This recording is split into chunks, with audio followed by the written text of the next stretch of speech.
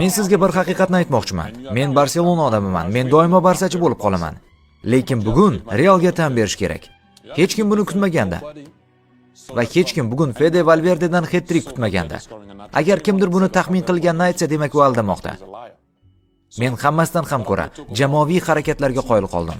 Aynan shunday tarzda o'yinlar yutiladi. Hamma bir-birini himoya qildi, hamma jamoa uchun harakat qildi va Valverde bu lahzaga munosib edi. U anchadan beri bu klubga xizmat qiladi va u uchun bu 3 ta gol umuman noodatiy bo'ldi. Lekin men faqat bir futbolchini e'tirof etmoqchi emasman. Ishonchim komil emas, uni ismini to'g'ri aytayapmanmi? Pitarch.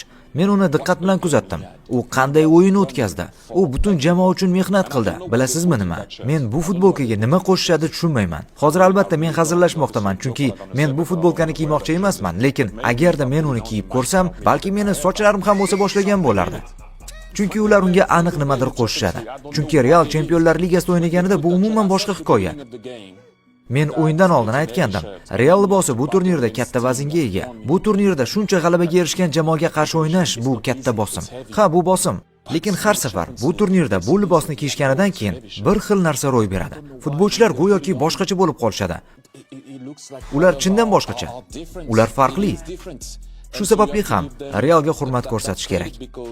Ayniqsa mana bunday o'tgan birinchi o'yindan keyin men ulardan buni umuman kutmagandim. Lekin buni aytish menga qanchalik og'riqli bo'lmasin, qoyil. Kanalga obuna bo'lishni esdan chiqarmang.